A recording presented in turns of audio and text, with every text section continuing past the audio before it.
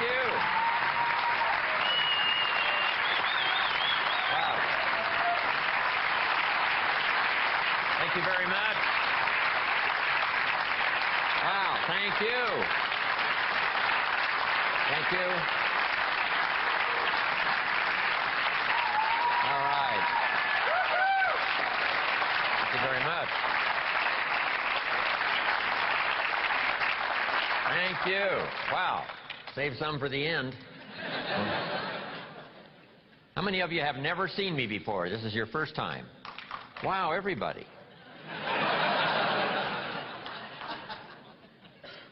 So I'm not so famous after all. Anyway, nice to have all of you here. It's a long journey here for me from the farms of southern Idaho, where I grew up, to, next door to Disneyland, with all the spotlights and cameras and all of you here. It's just a bit much. It's unbelievable. I did my first for-pay seminar in 1963 at the Beverly Hilton Hotel in Beverly Hills, California, called Adventures in Achievement. So this now makes my year number 41. So, a lot of years.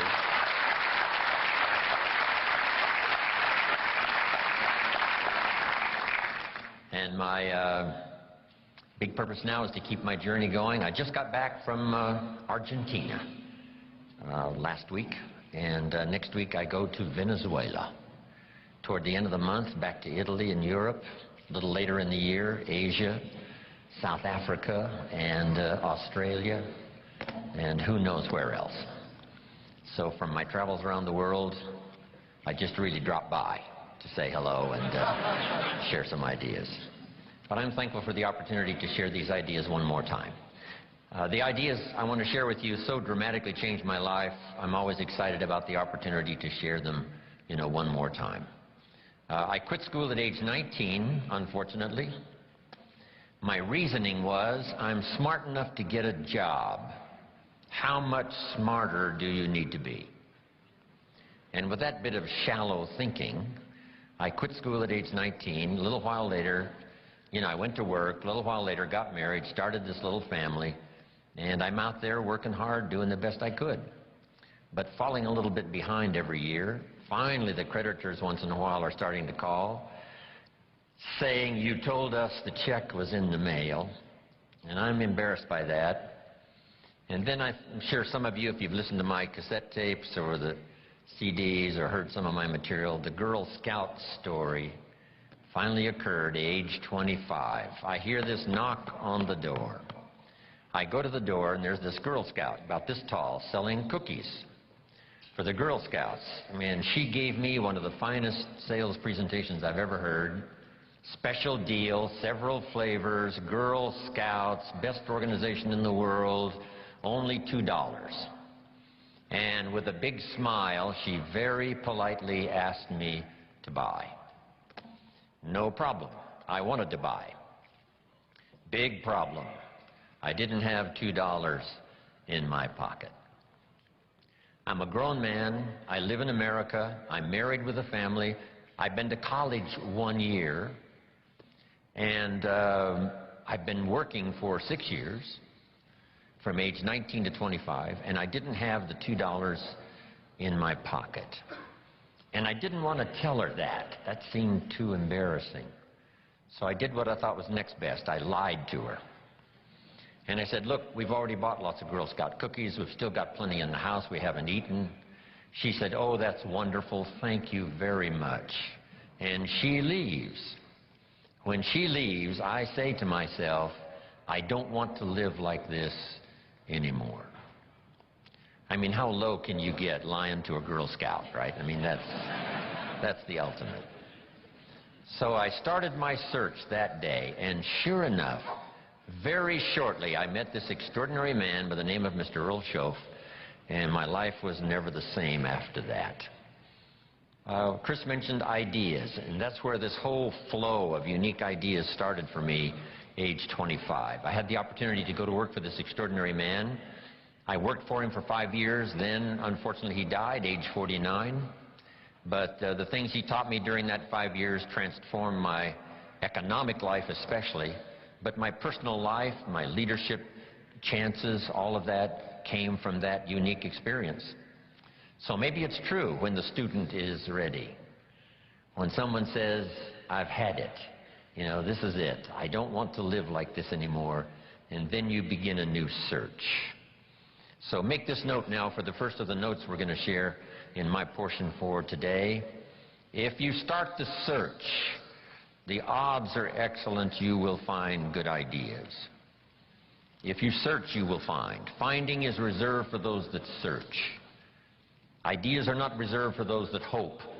They're not reserved for those that wish. They're not reserved for those who complain.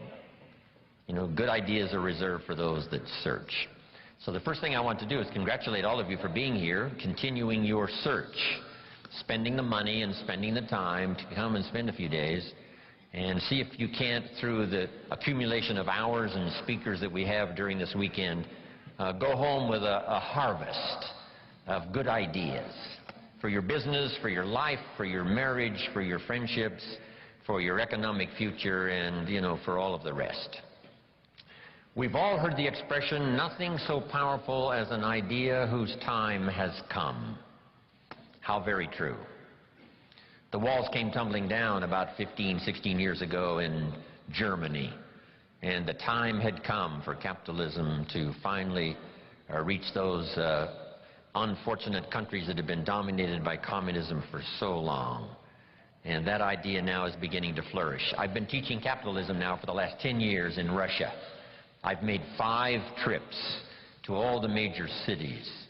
It's incredible when an idea finally comes and the time is right, what can happen. So, ideas, when an idea and its time is ready, it can be incredible. But now here's the next part for your notes. Nothing so powerful as an idea that comes at the right time. And hopefully today for you and the rest of this series of good trainings, this would be a good time for you. Maybe you've got 3 numbers of the lock that needs 4 numbers. And you've already got 3 already dialed in from, you know, the sermons you've heard and the lyrics of the songs you've listened to and personal conversations and meetings and trainings and seminars and books you've read, all of that, right? You got the 3 numbers.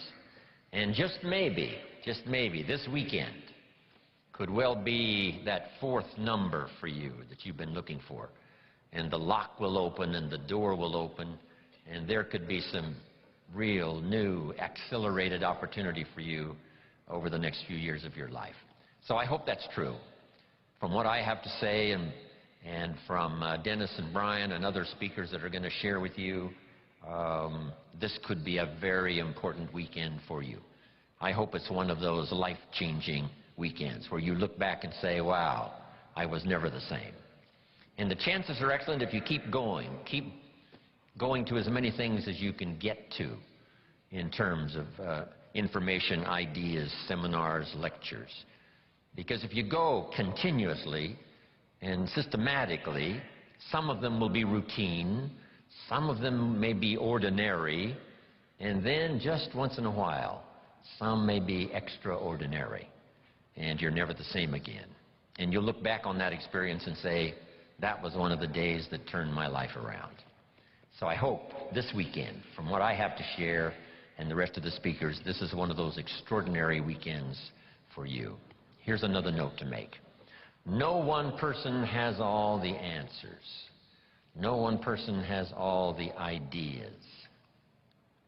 We need to gather ideas from a variety of voices and from a variety of experience, from social to personal to political to the management of time, the conservation of resources, business, entrepreneur, career, all of that.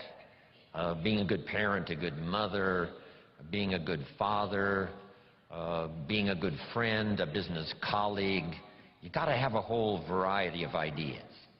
So this weekend, we're going to have a chance for that. Multiple speakers and a chance for multiple ideas to come your way. Next, is a little phrase that I'd like to have you memorize. And if you memorize it, I'm sure it'll follow you for the rest of your life. And if you're ready, say, I'm ready. Ready. Here is the phrase. You can write it down as we memorize it. Here it is. From testimonials and personal experience,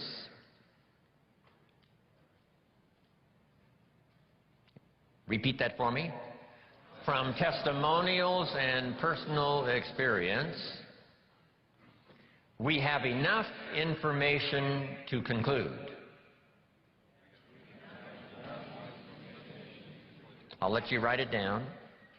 We have enough information to conclude.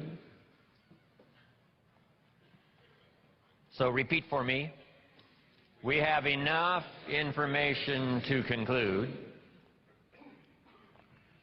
If you were composing this, I don't know what you would write after this. We have enough information to conclude that it's possible. Jot that down, that it's possible. So repeat for me, that it's possible. And the rest. To design and live an extraordinary life. Make that note, to design and live an extraordinary life. So repeat that for me. To design and live an extraordinary life. Now, let's repeat it from the beginning. Here we go. From testimonials and personal experience, we have enough information to conclude that it's possible to design and live an extraordinary life. I hope you will give that little phrase some consideration, and here's what's next. I hope you buy the idea that from testimonials and personal experience, we have enough information to conclude that it's possible to design and live an extraordinary life. And what I want this weekend to be for you is the gathering of more ways and means to design and live for you an extraordinary life. I don't know how far you want to go. Here's the first essence of life, and that is self-preservation. To produce enough to take care of yourself. The instructions given right to the couple that left the Garden of Eden. One was to multiply. It's a lonely place with only 2 people. But here were the next instructions, to be fruitful. How fruitful, how productive should one be? And here's number 1, to produce enough to survive. To produce enough to take care of yourself. And self-care is important. If you're flying on an airplane, the flight attendant says if for some reason we run out of oxygen, these oxygen masks will fall from the ceiling, and if you have children with you, quickly take care of them, then take care of yourself. No. No. No. They say what? Put your mask on first. Put your mask on first. See to your survival first. Then you'll be more capable of taking care of the survival of your children. Isn't that interesting? My father had an interesting saying. He said, son, right after me, you come first. I thought, wow, that's okay. I was in business with Bob Cummings, the old movie star. We were in the health and nutrition business together back in the 60s, 61, 2, 3. Bob had an interesting saying. Here's what he said, I'll take care of me for you. Will you please take care of you for me? So the first challenge in life is to take care of yourself. It is to survive. So to produce enough to survive, to take care of yourself. But now what's next? Well, all alone, it's a lonely life. So let's say the man now chooses a partner. Now he must figure out how to produce enough for himself and his spouse, his wife, his partner. Someone says, well, why do that? Why not just take care of yourself? And the answer is, it's a very small life. It's a very limited life. We wouldn't call it flourishing. We wouldn't call it abundant. Just taking care of yourself. That is the first rule, but that's only the beginning. So the man gets married. Now he must produce enough for himself and for his wife. And here's the key phrase to make a note of: to live the higher life. A life of togetherness. The storyteller says, it seems even God didn't want to be alone. He created all of these angels. Right? So, to join with someone, now you must produce enough for yourself, for your partner. Now, is that it? And the answer is no. How about children? Let us have children. That's a unique experience. So now if the man has a wife and now he has children, here's the challenge: to produce enough for himself and his family. Now someone says, well, why take on all of that? Why not just take care of yourself? You could, yes, but you couldn't live this more extraordinary life without taking on the responsibility of having a partner, having some children, and live that kind of extraordinary life. So I think everybody would agree. Now, is that the end of it? No. Here's the next challenge: to produce more than you need for yourself and for your family. Someone says, well, now why start being ridiculous here? Yes, produce enough for yourself. Well, yes, if you want to get married, produce enough for yourself and for your spouse. Now, with children, produce enough for your family, but why do more than that? And jot down the answer: to live a more extraordinary life. So now the man produces more than he needs for himself and for his children, so that he can be a person of benevolence, so that he can give and so that he can share. That's the more abundant, that's the more extraordinary life. To produce more than you need for yourself and for your children. Is that it? Let's take it a couple of more steps. How about producing much more than you need for yourself and for your family? Someone says, well, now you're off the scale. I mean, why work that hard? Why go that far? Why produce that much? Some would say, just take care of yourself. Some would say, just, get a partner and that's it, and then children and that's it. And be a bit benevolent and that's it. But why not go this next step and produce much more than you need for yourself and for your children? And when someone says, why do that, all of us know the answer, right? Why not? If you've got the talent and the skill and the opportunity, why not put all of that together and see if you couldn't produce much more than you need for yourself and for your family? Let's say you earned $10 million this year, and you and your family only need $3 million. Which would probably cover most families, right? Some families are more expensive than others, as I discovered. But let's say $3 million would, cover a big, high percentage. So now if you and your family only needed $3 million for the year, now you have $7 million to give. And someone says what? Why do that? And the obvious answer is what? Why not? If you've got the talent and the skill and the time and the opportunity and the occasion and all this stuff comes together, why not? Let's go one more. How about producing far more than you need for yourself and for your family? And live the far more life. We've heard the story of Andrew Carnegie, right? Andrew Carnegie said this. He built the big steel industry back in the 20s here in America. Here was Andrew Carnegie's goal. I'm going to spend the first half of my life earning money. I'm going to spend the last half of my life giving it all away. Isn't that extraordinary?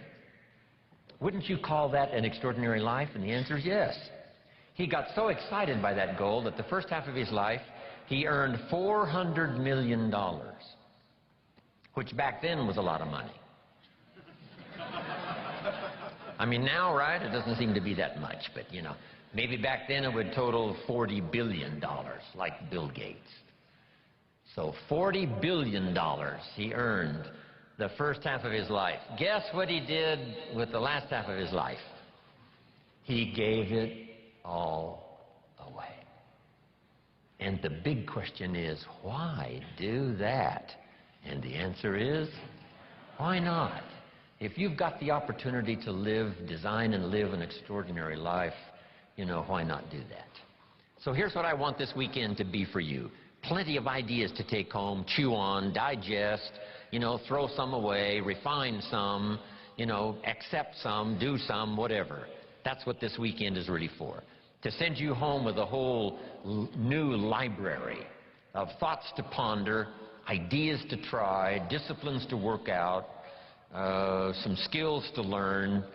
And if we do that and do it well this weekend, you will say, hey, it was certainly worth the time and the money to go to that weekend Jim Rohn seminar, Jim Rohn and Friends. Now make these notes. What I hope you find here this weekend: ideas plus inspiration.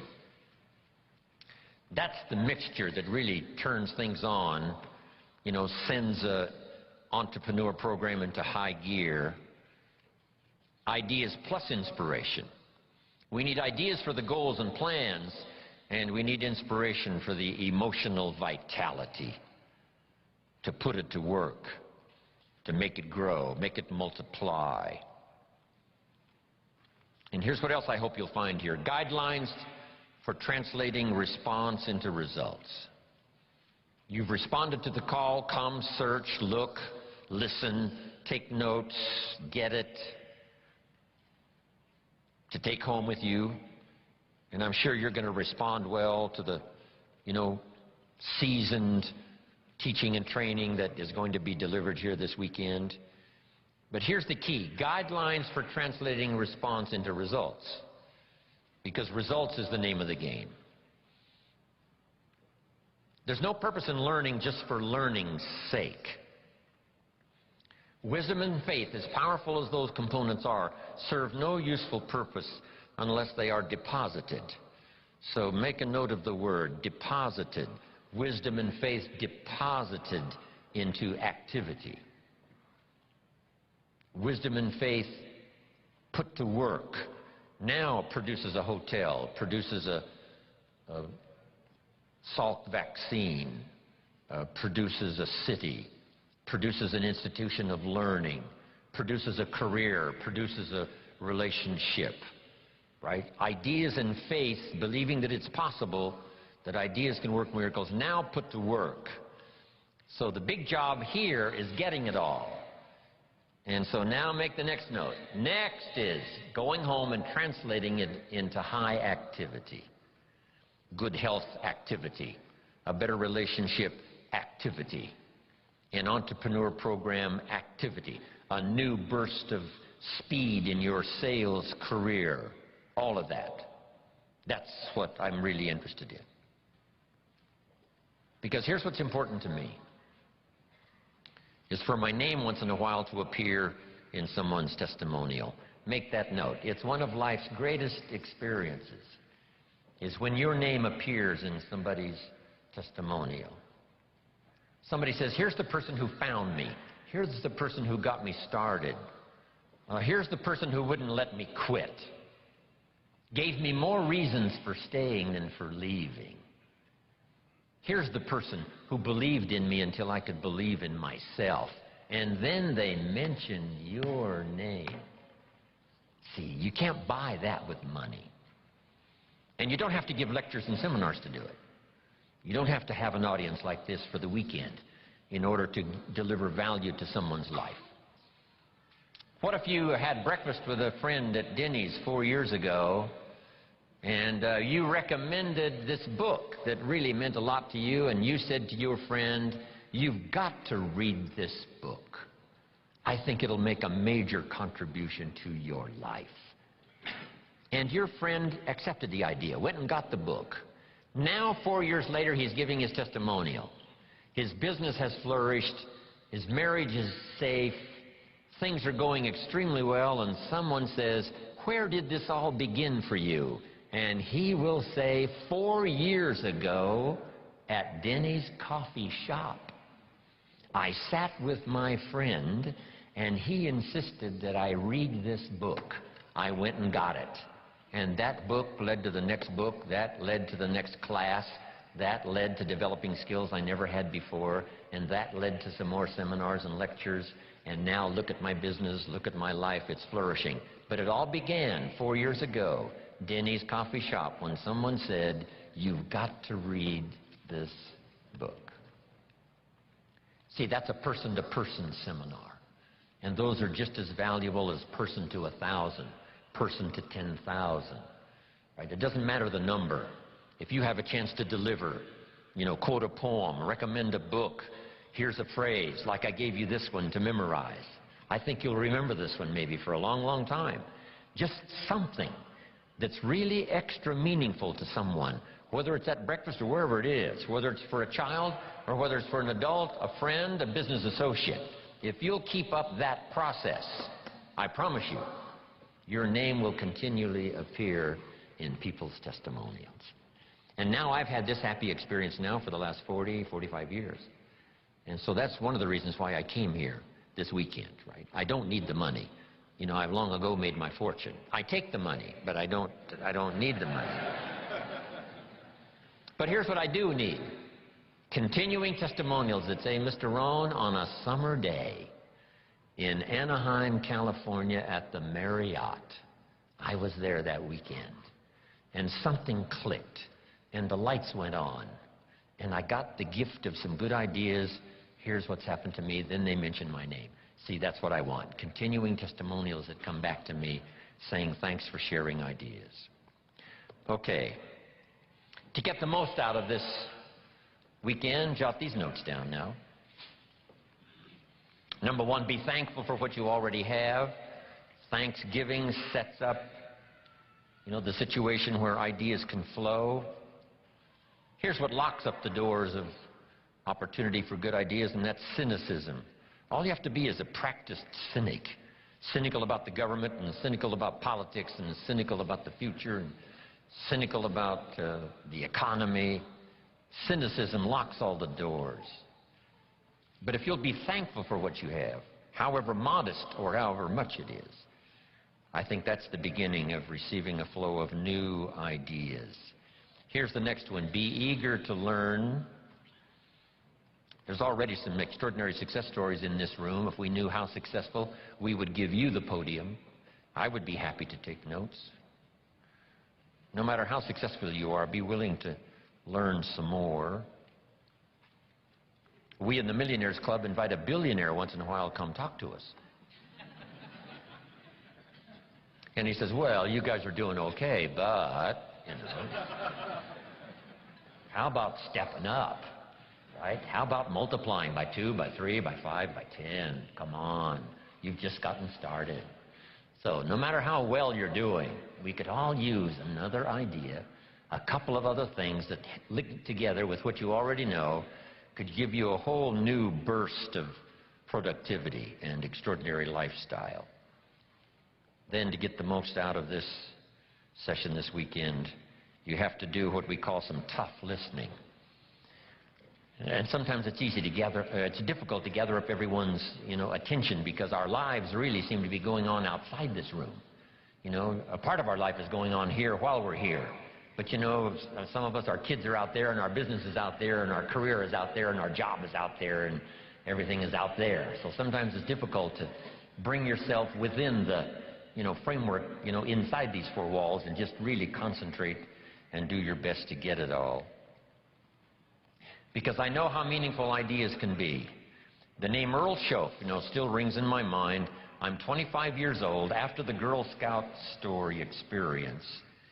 I'm introduced to a man who I had a chance to go to work for, and over the next 5 years, the ideas he shared with me not only made me rich, but gave me the foundation for a long-term career of sharing ideas, building business, making profits, hopefully wise investments, made an extraordinary contribution to my life. This unique man, he only went to the 9th grade in school. So the things he shared with me over that 5-year period were very simple, very ABC. But that's where I got all of those simple phrases. Let me just review some of them for you very quickly. For things to change for you, you have to change. I kept hoping the government would change and taxes would change and prices would come down and things would get better. And then he said, for things to change for you, Mr. Rohn, you have to change. Wow, what a new revelation. Next, he said, don't wish it was easier, wish you were better. All of this started me on this unique journey of what I now call personal development. Here's another one. This is, don't wish for less problems, wish for more skills. It's not less problems that makes you successful, it's more skills that makes you successful. I tried to convince him by showing him my paycheck that I wasn't doing well, and I blamed it on the company. And I said, this is all the company pays. He said, no, that's all the company pays you. I thought, well, that's a new way to look at it. He says, doesn't the company pay some people 3, 4, 5 times this amount? And I said, well, yes. He says, well, then this is not all the company pays. This is all you get until you requalify, accelerate your qualification for the bigger numbers. See, that was all great revelation to me. I tried to convince him that things cost too much. He said, no, you can't afford them. All of these were new ways of looking at things. Unbelievable. And so I started listening to all this stuff. Now, some of the things that really accelerated my learning curve so that I could do better quickly was learning the success equations. Here's 3 of them. The first one comes from the Bible. The question was asked, 2,000 years ago in the Bible, according to the storyteller, what is the key to greatness? What's the key to self-esteem? What is the key to getting honors and trophies to put on the mantle above the fireplace?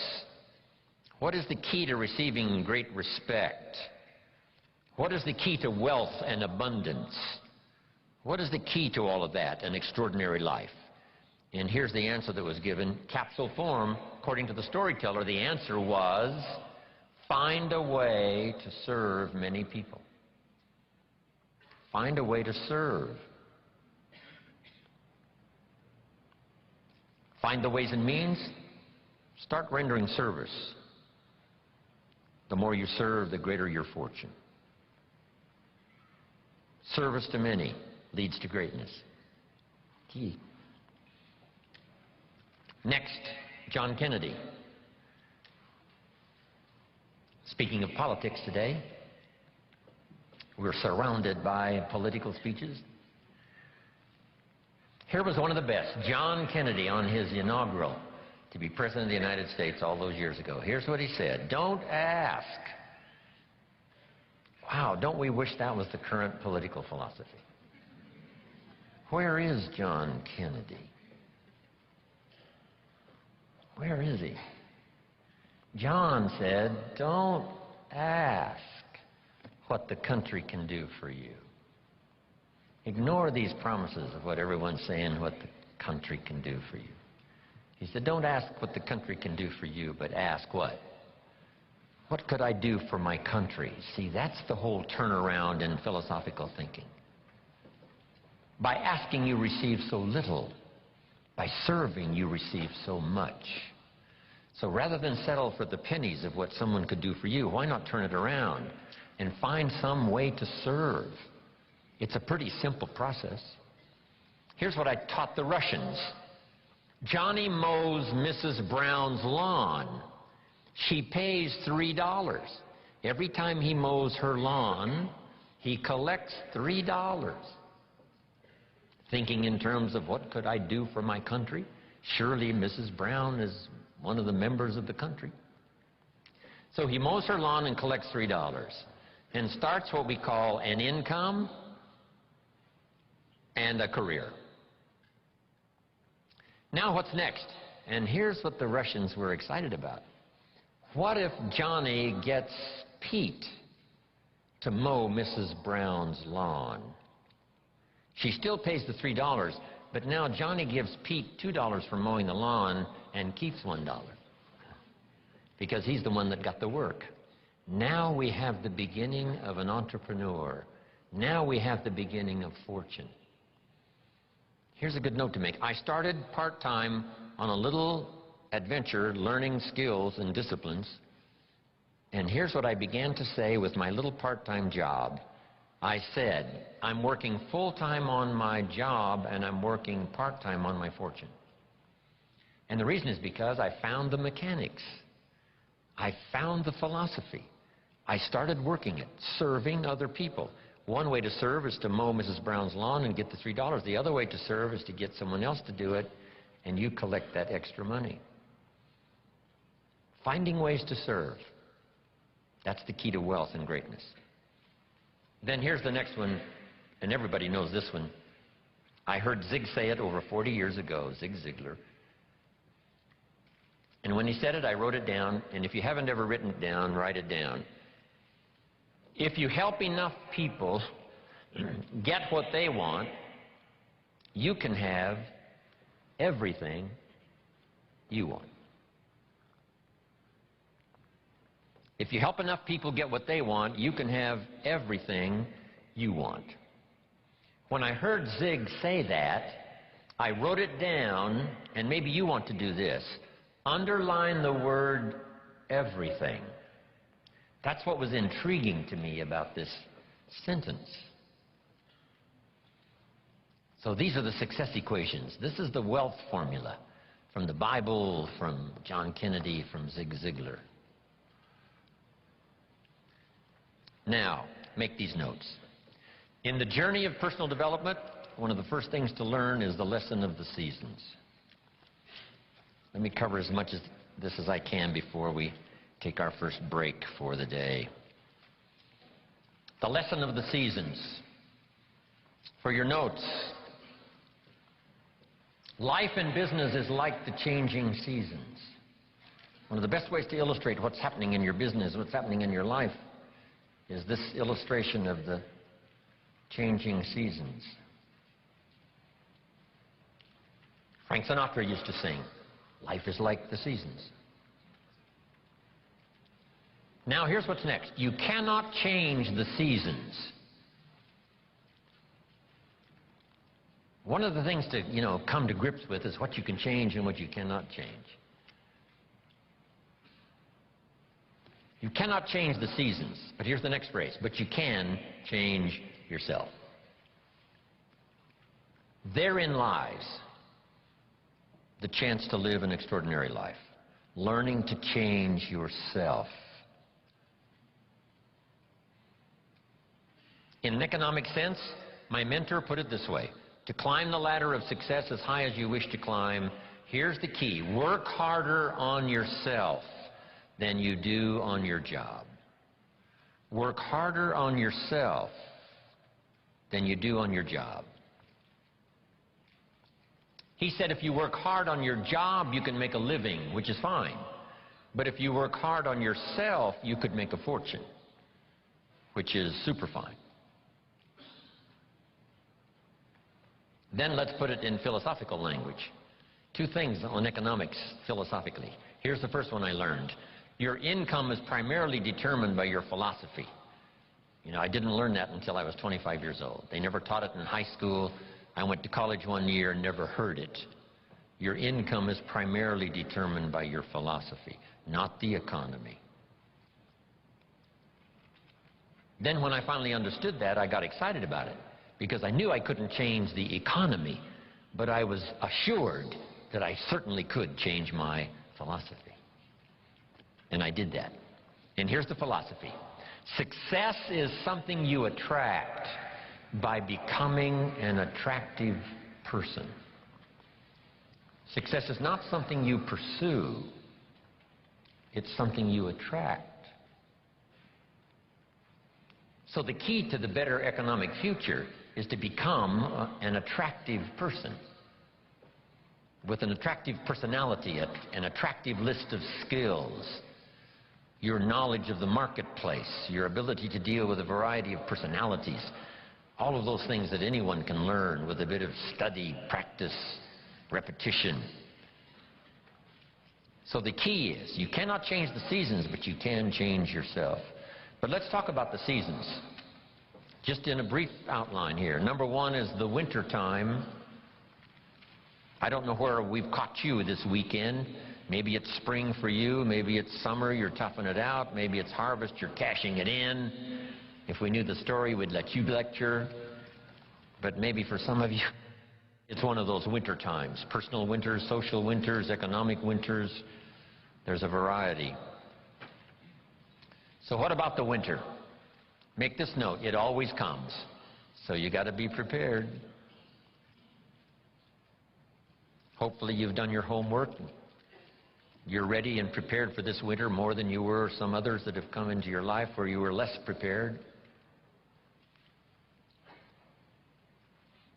Make this note of a Bible story. It's very important because it's one of the great lessons of life. I'm an amateur on the Bible, but here's what the storyteller says. There were two nice people. So make the note now, two nice people. Not one good and one evil, but two nice people. However, and that is the drama of life. However, two nice people. However, one built his house on the rock, and the other built his house on the sand. Two nice people. Meaning it's possible for nice people to be casual. It's possible for nice people to be careless. And sometimes you can be careless and lose your life. Not evil, just careless. In Los Angeles now, when the light turns green, if you're in your car and you're there at the intersection and the light turns green, you better not go. For 2 or 3 seconds, waiting for the maniacs that are running the red light, crossing in front of you, even though the light is green. That little extra bit of caution, rather than being aggressive, little bit of caution could very well save your life. Here's a father who loves his family. He's an honorable citizen. He makes good money. He contributes to the community, his church. He's a good man. But this morning he's in a hurry in Los Angeles, late for an appointment, and he's pushing it with his automobile. He comes to the intersection and the light turns red, and a little voice in his head says, "Go ahead, you're late. You can make it." And now he's dead. You don't have to go to Iraq to lose your life. You don't have to be evil to lose your life. All you have to be is a little careless at an unfortunate moment. So the key is to be not overcautious, but to be cautious. Don't build your house on the sand. Now add this note now. We're all tempted. When I was growing up, there was a cartoon of a little boy, and it showed this little boy with a little devil on one shoulder and a little angel on the other shoulder, both whispering in his ear. And the little devil said, "Go ahead and do it, it'll be okay." And the little angel says, "No, no, no, no, no, no, it won't be okay." "Yes, go ahead and do it." "No, no, no." How often does that occur for all of us? Every day. Go through the red light, it'll be okay. We must beware, okay? Not to be careless, not to be casual, and build your house on the sand. The same is true with your health. Don't build on the sand. The same is true with your career. Don't build on the sand. The same is true of being in business. Don't build on the sand. Build on the rock. Because even nice people can make careless decisions, casual decisions that accumulate over a period of time. And those could be the winter. Now, here's the note to make. Some winters are of your own making, and some are not. Some are just the winter experiences. Maybe the whole country goes through it. It was a long time of winter for the Russians who lived through the communist system for about 80 years. Long winter of political despair, lack of freedom. But what's the key to the winter? Here it is in simple language. Hang in there. I mean, you know, winters don't last forever. Some are difficult and some are easy, but they never last forever. The night always comes after the day, but it doesn't last forever, just a few more hours. And if you hang in there, say your prayers, gather a little strength, you can make it through the winter and the night. So winter time. Here's the next season now, the season of spring. Make this note. My definition of spring: opportunity. Spring is not a guarantee that you're going to have a harvest, but it's an opportunity to plant one. It's not a guarantee that things are going to go well and you will accumulate what you need, but it is an opportunity to do so. Springtime is opportunity. Now, it's usually a very short season, especially where I was raised in farm country Idaho. So here's what you must do with opportunity. Seize it quickly. Don't let it just come and go. When the window of opportunity is open, to borrow a little space language. When they get ready to shoot the rockets or off into outer space, there's a window, they call it, of opportunity to go, not go, when the weather's right and whatever. But if you wait a little too long, the window closes, and it takes a while for it to open back up. So this is the key. Take advantage of the spring, such a short season. In some places, they got those big tractors with the lights on them going around the clock in the short season of spring to make sure that the seeds are planted. Take advantage of opportunity. Take advantage of opportunity to meet someone who could be a colleague for your future career. Take advantage of the day when it arrives, because the day will soon finish. Take advantage of the year, because it will soon close. Take advantage. Now here's the next season. One of the greatest illustrations of life is in the third season, called the season of summer. And here it is in simple capsule form. In the summer, you must do two major things. Here they are for your notes. Number one, nourish and give life like a mother. Nourish and give life like a mother. Next, protect and defend like a father. This is called the work of summer.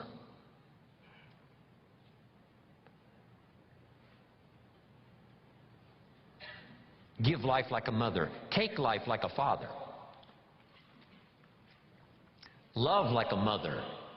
Hate like a father. Any father would say to whatever threatens his family, take 2 more steps toward this family, you'll cease to exist. I'm father. I protect, I kill if necessary. So you've got to nourish your garden, and then you've got to protect it by fighting the weeds and the bugs that are out to destroy it. As soon as you've planted, the busy bugs and the noxious weeds are out to take it. Now put this line in your notes. And they will take it unless you are extremely father-like and vigorous. You have to develop a hatred for evil. The old prophet said, love good and hate evil, because those twin forces are at work always. Even in the beginning of the beginnings, Lucifer, according to the storyteller, tried to take over God's throne, didn't succeed, and so began the story of the creator and the spoiler. And so exists for all of us this great drama of the ability to create, but the destroyer not too far away. In another seminar I give, here's what I say, and this is good philosophy. It seems like opposites are in conflict and we are in the middle. Evil on one side, good on the other side. Illness on one side, good health on the other side. Darkness on one side, light on the other side. And they're in conflict. If you walk into a room that's dark and turn on the light, the darkness disappears and goes away. How far away does it go? Not very far. Waiting for a chance, what? To come back in. Move in, take over the territory. As light begins to lose its energy, darkness moves in. There's a war on. Here's what it's called. Push-shove. As we sit here, right? Good health plan is trying to defeat illness and drive it into a small corner. If you don't work on your good health plan, illness will drive your health into a small corner. It's called push and shove.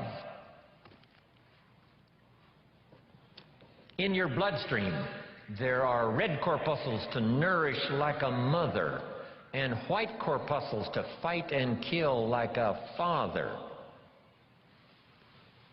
Thank God for white corpuscles that think negative all day. White corpuscles say, just show me some infection, I'll kill it.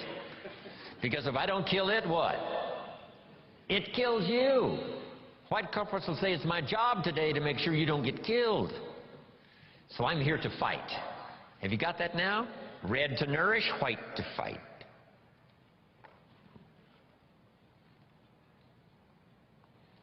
So here's the key now. Cooperate with the positive side of this war of health and illness. What if in this struggle the body calls for a banana and you send it a Coca-Cola?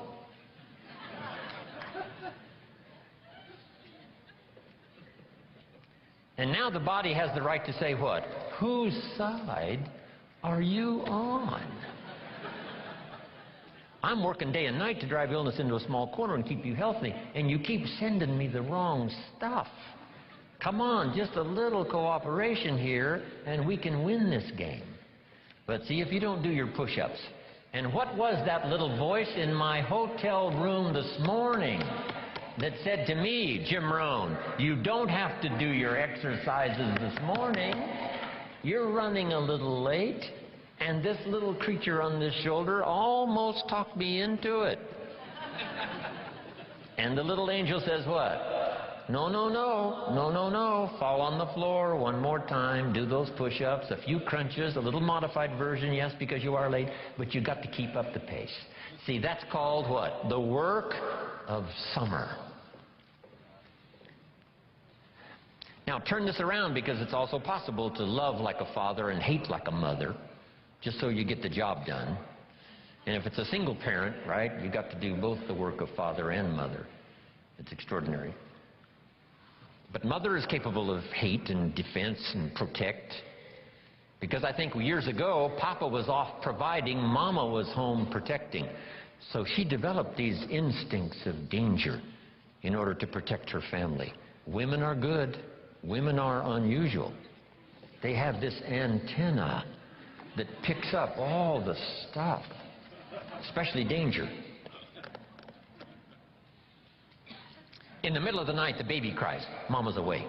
Papa sleeps. Mothers sleep near the surface, and the least little movement or sound, they're awake. It's built in, the female mother, that instinct. She says to her husband, go look, something isn't right. You know, downstairs.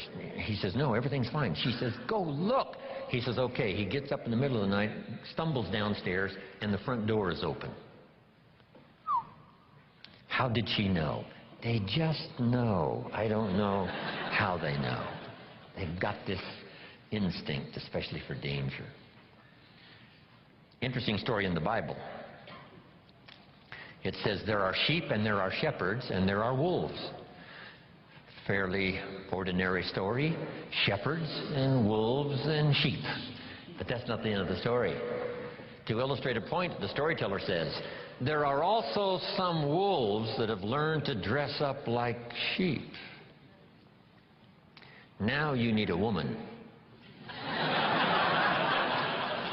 Man says, looks like a sheep, talks like a sheep. Woman says, ain't no sheep.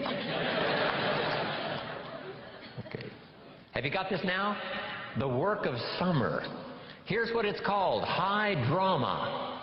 Nourishing and protecting. Nourishing with one hand and protecting with the other hand. Even the battle of the mind.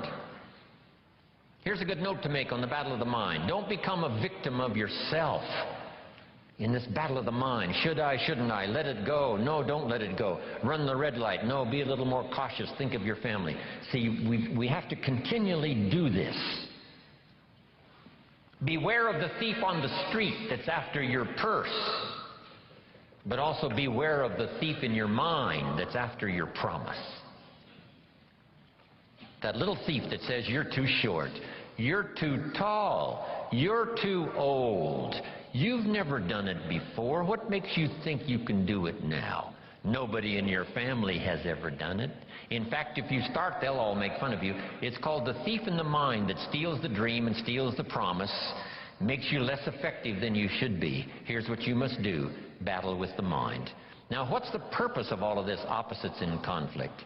Here's what I think it is: to create high drama. God wishing it to continue on earth as it did in heaven. I guess that's the best conclusion I've come to. Because here's the last of this now. Would it be possible to win if you couldn't lose? And the answer is no, it doesn't seem like it.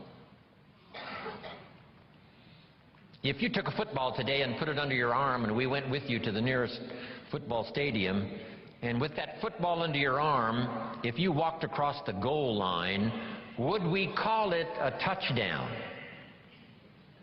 And the answer is no, that's not a touchdown. It's not a touchdown until you face the 350-pounders that want to smash your face in the turf. And if you can muscle by them, and if you can dance past the secondary with the football under your arm, cross the goal line, now we call it a touchdown. And maybe you won the game, and maybe you won the championship. So jot this down now. High drama is the order of the day. I guess so ordered by God himself. High drama. But that's what makes life so unique, so challenging, so much opportunity. A chance for fortune and a chance for failure. And you've got to defend yourself against one, see if you can't maximize the other. That's the game of life. Isn't this good stuff? I mean, these few simple ideas started changing my life. Age 25, I was never the same. What if you picked up a book? And the book, first chapter said, everything's fine. Chapter 2, everything's fine. Chapter 3, everything is just fine. Chapter 4, everything is still just fine. Would you finish this book? And the answer is no. What kind of a book is this? So the book on your life story is not going to be this. It's going to be filled with the full dramas of the highs and the lows and the winter and the spring and the summer and the harvest. So have you got that now? The third season, do the work of summer. Be both optimistic and vigilant.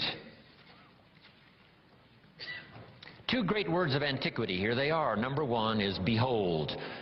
That's the word from antiquity. The positive word is behold. Here's the other word, beware. One of the interesting bewares in the Bible is a little story that says, beware of the little foxes that are spoiling the vines. It doesn't look like it. You know, I come from, farm country, Idaho, where I make a little wine and grow a few crops. And you can look at a vineyard, hey, it looks okay. But this old story says, just because the vineyard looks okay, you gotta look a little closer. The little foxes may be eating the vines.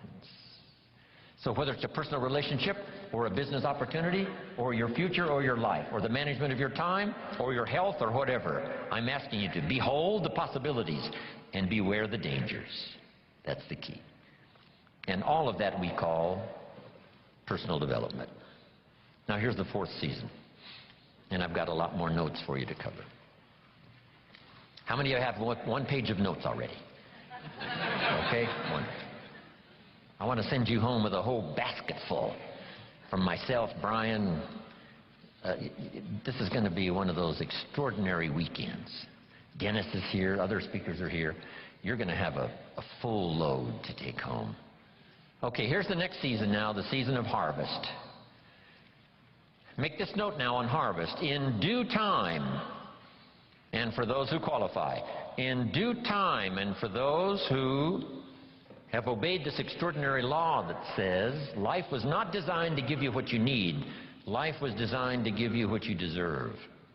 If you didn't plant in the spring, then no harvest comes your way. If you planted little, then you're not going to receive a lot. And here's the key now for the harvest. Number one, whatever it is, offer no complaint and no apology. If it's a fantastic harvest, you offer no apology. If it's not much, you offer no complaint. That's the highest of maturity. No apology, no complaint. But here's what you can do no matter what it is. Go back to work in the spring. Because, write this down now, spring always follows winter. If the harvest wasn't good and the winter was tough, the promise is another opportunity will come your way.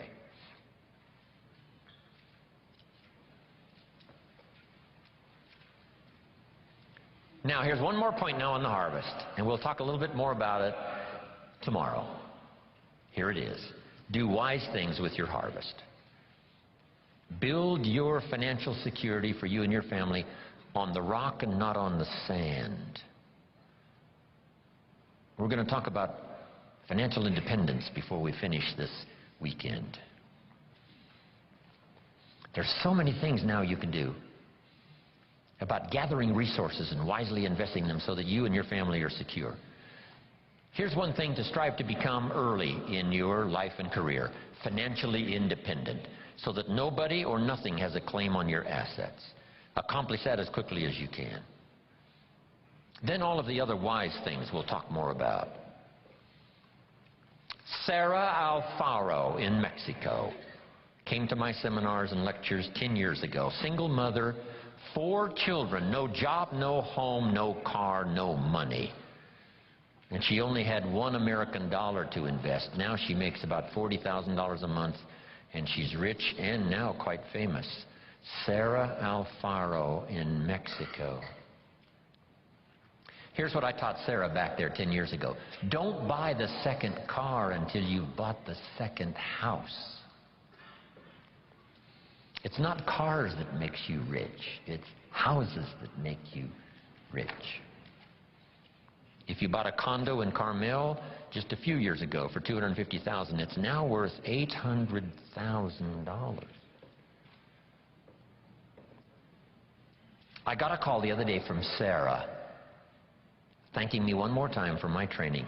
And she said, Mr. Rohn, you'll be happy to know, I just finished paying off my 3rd home here in Mexico, so today I'm going shopping for my 3rd car. Isn't that good? Unbelievable. Remember, how long ago was it when the idea finally dawned on somebody, if you paid 1 extra payment a year on your 30-year loan, you could pay it off in 15 years and save more than the price of the house. Wow. Just a little bit of information and then a little discipline to see it through, and the change for your harvest can be unbelievable. We'll talk more about that later on in the program. Now, jot these notes down. Personal development involves 3 parts. First part is physical, take care of yourself. My mama studied and practiced health and nutrition when I was a boy growing up, paid off. Extended my mother's life at least 20 years, according to the doctor. Mama was a fanatic. Mama was a health nut.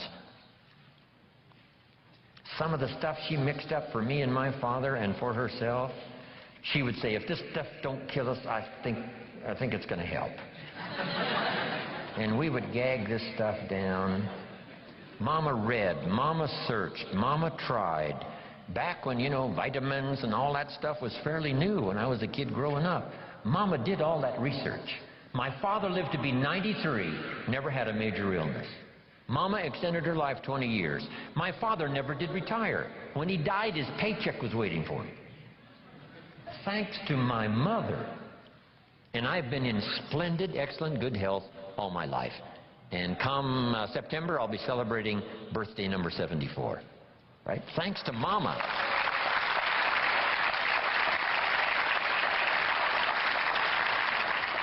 If there's one thing to be a fanatic about, it's your health. Take care of yourself. The Bible describes it this way. Treat your body like a temple. That's a good word. Treat your body like a temple, not a woodshed. A temple. Something you'd take extremely good care of. Here's one of the reasons why. The body and the mind work together. The body is a physical support system so that the mind can dream the dreams and the heart can believe that it's possible and then go to work and make it happen. And for that, you need a good physical support system to manage all of that. One old prophet said, sometimes, the spirit is willing, but the body is weak. See, don't fall into that. You wake up in the morning and the mind says, let's go get them. The body says, I can't even get out of bed.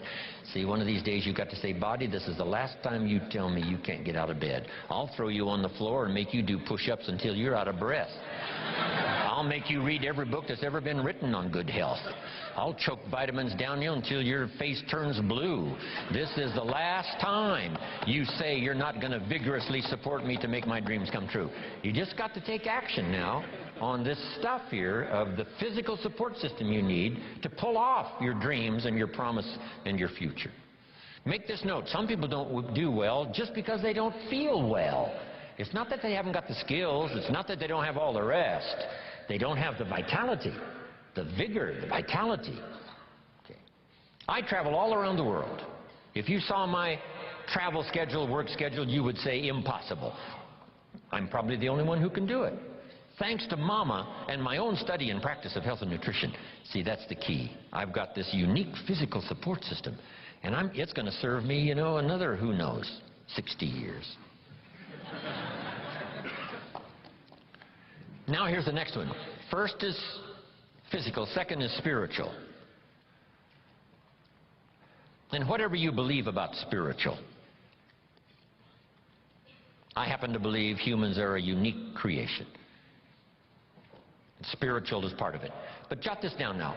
If you are a believer, jot down these 3 words. Study, practice, and teach your belief in spirituality. Don't leave your spiritual conclusions unresearched, unstudied, and don't leave it unpracticed. And whatever you do, don't leave it untaught. Study, practice, and teach. If we all do that, starting with our family, we'll build the families necessary to build a strong nation to compete among the nations of the world in these years of the 21st century. Now here's the next one. The physical, the spiritual, now the mental. Your mind, exercises of the mind. Build your library, I say in one of my other seminars. The books that can see you through. The books that can give you the ideas necessary to build a good career, to build a strong enterprise, relationships, good health, and all the rest. The book you don't read won't help. Now here's part of the exercise of the mind, a good debate. Right? We're engaged now in the great political debate, with the election coming up in just a few months. This is what we call healthy.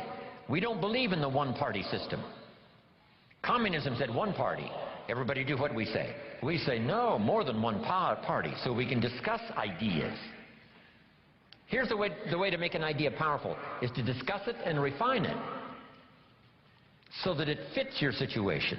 That's what I ask you to do when this seminar is finished. Debate all of these ideas. Discard some that don't make sense. Give considerations to some that do make sense. Put some on the shelf for later consideration. And then put some of them into action that make sense. Jot this down. Make sure what you do is the product of your own conclusion. Do that thoughtful study. One book on health and nutrition says, do this, you'll live forever. The second book says, if you do what that first book says, you'll die young. So what should you do? Which book should you follow? And this is one of the important answers of the weekend. Neither one. Read both books and make up your own mind. You engage in the debate. What makes sense, what seems to be or not to be. Because as close as we can get to the truth is to say, it seems like. That's as close as all of us can get. We can't say it is. None of us can do that. We can say it seems like. Opposites are in conflict and we're in the middle. It's what it seems like. Our experience proves, and the storyteller says it started early. That's what it seems like. God is interested in high drama. That's about the best we can conclude. We can't actually state the truth, except what it seems like. But engage in thoughtful study and vigorous debate. Sometimes you can debate with others, right? And share ideas. What did Jim Rohn mean by this? Well, I'm not sure that's important to our life. Someone else says, no, I think it is. Engage in this debate. Then here's the big one, the debate in your own mind. What's good, what isn't good. Finally, you must come to your own conclusions. Read the best you can, study the best you can, take the best notes you can, and then do this. Then you decide, out of all of that, which is valuable enough to try, valuable enough to do, and add to the dimensions of your life that are already underway. That's the key for study, exercising the mind. Here's the last part. Don't be afraid of the debate. Communism taught. Some people say, well, don't tell people what communism taught. Why not? That's part of the debate. Communism says capital belongs to the state, not the people. We taught all these years, no, capital belongs to the people, not the state. What a good debate. How about the example of capital in the hands of the state? Well, read the history of the communist empire that dominated Russia for all those 75, 85 years. If that's what you want, that philosophy, to get that result, and we say no. That's terrible. That's terror. That's tyranny. How about capitalism? Makes a country like America flourish. Gives an opportunity where everybody wants to come and try it. Engage in the great debate, whether it's your health or relationships or your future.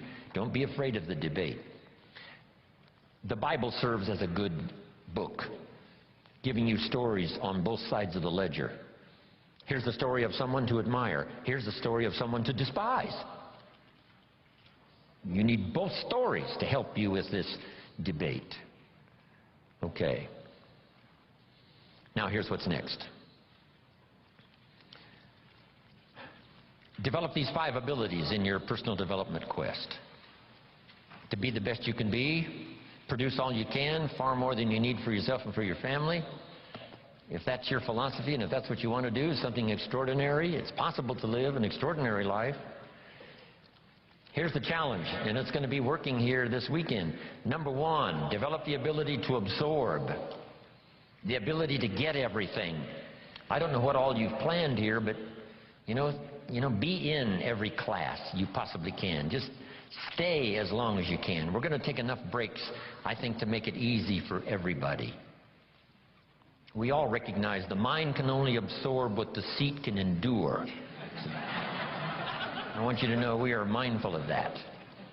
But the key is not to be careless in the gathering of knowledge, not to be casual in the ideas that could double your health, triple your income, accelerate your career, secure your fortune, amplify your harvest. So don't be careless in the gathering of ideas. Absorb every one you possibly can. Here's the next ability. Develop the ability to respond. Let life touch you. Let the stories touch you. Let the drama touch you. 12 months ago, I was in India. I lectured in 4 major cities in India. That was like my 4th visit to India. Once again, I was touched by the drama of such extremes of poverty and wealth. If I was given the assignment, Mr. Rohn, see what you can do with India, I would say, what could I do? What could I do? Where would you start? Let the drama of that affect you. Make you more sober in your reflections about life. And then say a prayer. That what you couldn't do by yourself, maybe a collection of people can do. Maybe the future will find some answers. A prayer would help. Let life touch you, but don't let it kill you. Let sad things make you sad. Let happy things make you happy. Don't shrug off always those times of bitterness that come and sadness that comes, and your heart is struck like a bullet, hits it. I'm not saying give in to it. I'm saying let it affect you, because that's part of the drama. The old prophet said what? There's a time to laugh and there's a time to cry. And then it said, be so sophisticated that you learn to laugh with those that laugh and also learn to cry with those that cry. Allow yourself to be touched, moved by the drama. Be touched by good ideas. Be touched by opportunity. Be touched by someone's unique little sentence that might cause you to open your eyes to see things you never saw before. Here's the next ability. Develop the ability to reflect. Part of this is in the challenge when you go home, not to just put these notes away, but to get them out maybe fairly often over the next 30 days, 60 days, 90 days, just to review the notes, to drive the ideas a little deeper, to come up with a little more refinement. And if you go back over these notes, I promise you, there is something you will discover that you just didn't have the time to discover while you were taking the notes. Because in taking the notes, you're working as hard as I am. Right? Taking the notes, trying to listen, trying to decide what to write down, how to compose it in a small sentence if I've, said a long sentence, how to edit it as you go. That's why review is so important. Go back over it again. Go back over it again. Here's what I call it. Run the tapes again. The tape in your mind and the tape from your notes, and see if you can't capture something you might have missed. Or to develop an extension of something you got now that by going back over it now you can see, now I see. Here's what I could do with that might multiply the value of my life by 2, by 3, by 5. Here's a good time to reflect when the day is over. How did it go, and who did you see, and what did you say, and what mistakes did you make, and what did you leave out that you could correct tomorrow? Reflect at the end of the month. 30 days, that's when you usually do the accounting for your business and the company and the corporation. Do the accounting for your health. If you needed to lose weight, how many pounds have you lost? Just do a good reflective accounting. I'm trying to do a little study now on the value of the seventh day. Here's another thought to consider on the value of the seventh day. It says labor the sixth, and the seventh is a special day. Rest, relax, spiritual, church, family, friendships. So jot this down for the seventh day. Multi-purpose seventh day after 6 days of work. Multi-purpose. And here's one of the purposes of the seventh day, I think, is to review the previous 6 days. How did it go? Where did you stumble? What did you miss? What should you have thought of that you let pass? Who didn't you see? Just review the last 6 days. What went right? What went wrong? What's there? What's missing? Then here's what you do. Now plan the next 6 days. With this information of the last 6, plan the next 6. I call it multi-purpose seventh day. Reflect, go back over, then design, plan, refine, and deposit the experience of the past 6 days into the adventure and activity of the next 6 days. You will be absolutely surprised at the value and the productivity of your weeks if you'll start doing a little more of that. Now here's the last 2. Develop now the ability to act. Activity now is the catalyst and the miracle piece of the process. Here's a little subject called How to Turn Nothing into Something. Number 1, first, imagine the possibilities. Imagination is the first step of the miracle of possibilities. Reality first starts with imagination. Now, it's hard to call imagination nothing, but it's not something in terms of a podium. It's not tangible. So it's hard to say how to turn nothing into something, because nothing is, there isn't anything that's nothing. Everything is something, even if it's the imagination. It's something. Einstein once said, there's nothing faster than the speed of light. And Bill Bailey, one of my mentors, current mentors and longtime friend, said, maybe here's something faster than the speed of light, and that's thought. It's possible that thought could be faster than the speed of light. How fast can you think back and think ahead? I guess we can't say the exact same instant, but all we can say is it seems like the exact same instant. You know, if you don't know the truth, you can't say that's true. And if you're not a scientist, it'd be, you know, a little out of order to say, yes, this is true. But here's what it seems like. It's possible to think back and ahead at the same time. I mean, how fast is that? To think back and think ahead. But it's one of those marvelous capabilities that we all have, and in your personal development quest of getting stronger and more vital, both physically and spiritually and mentally, now use this exercise to think back and gather more experience. Think ahead how to apply it, so that the experience now multiplies in value by 2, by 3, by 5, by 10. That's key. Now, how to turn nothing into something. Number 1, imagine the possibilities. Today, if we had a chance to hear everybody's testimonial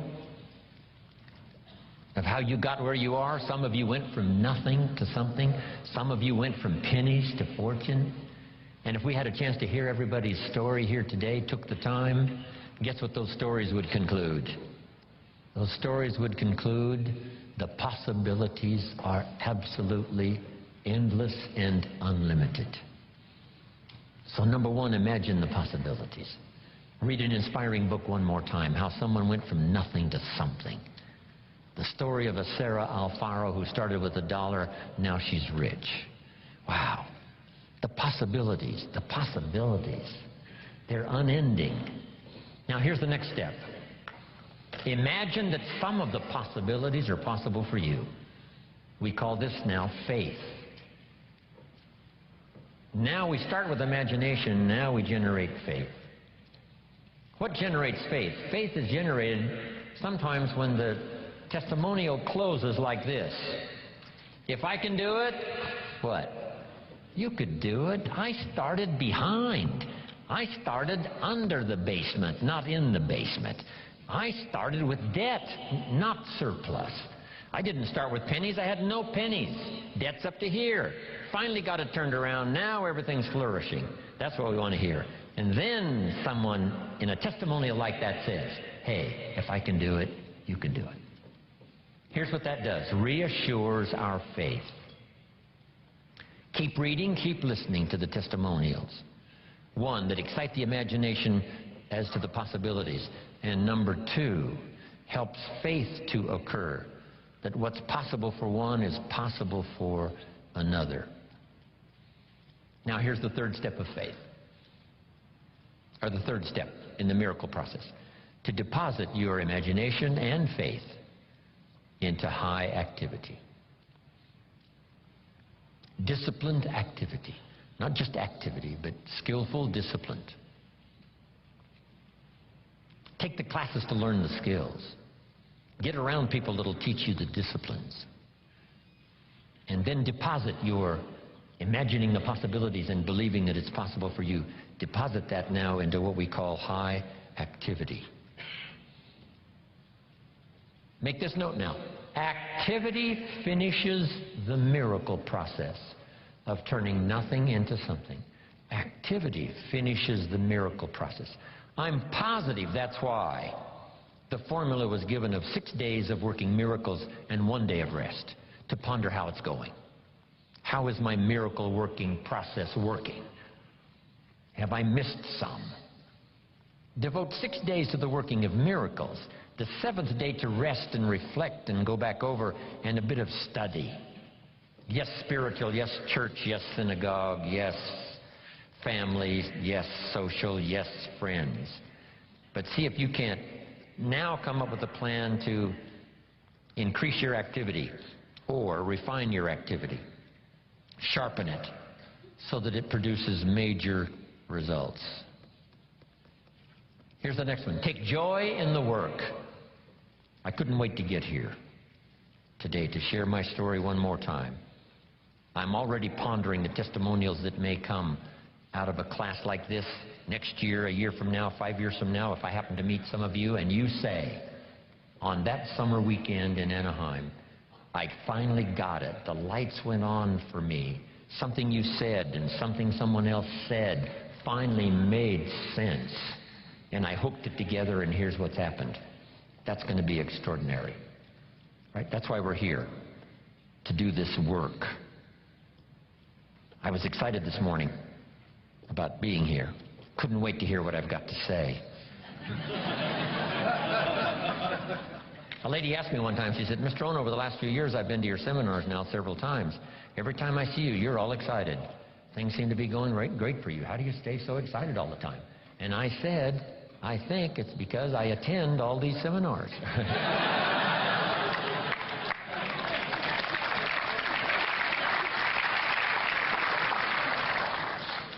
Make this note now, because it's very valuable. If you struggle to make something clear for someone else, it helps to make it more clear for you. If one person listens and one person speaks, there is the opportunity for transformation for both. The listener to be enlightened, to see something he never saw before, but the speaker to be better educated on how to present it by struggling with the language. Words are clumsy sometimes when you try to express what's going on in your head, let alone your heart and spirit.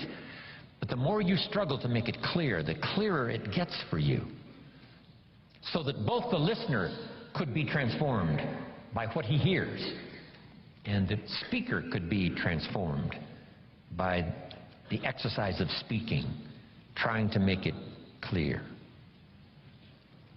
We're going to talk later about communication. It's almost a godlike quality, communicating, inspiring other people with your language. Now here's the last part, and I'm finished, and we're going to take then about a 10, 12-minute break, maybe 11 minutes.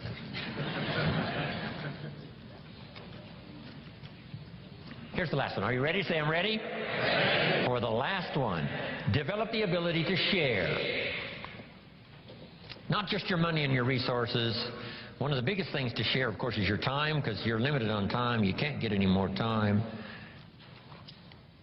Big decision for me to make, to come spend this weekend with you instead of with my children and my grandchildren. Right? I'm already wealthy. I don't need the money. So why would I come?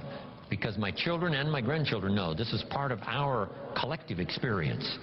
They enjoy the testimonials that come later as much as I do, the letters I get and the phone calls, and the response that people say, hey, your grandfather came and made an extraordinary contribution. See, my children and my grandchildren thrive on that story. So they were willing for me, instead of being in Carmel, sitting on the sand at the ocean where my grandchildren live, I'm here in Anaheim, California, spending this time with you. But I gladly do it. Here's why. It's an investment time for me to share, so that later comes the harvest. One, the harvest is by working hard to make it clear for you, I'm getting as much as you are.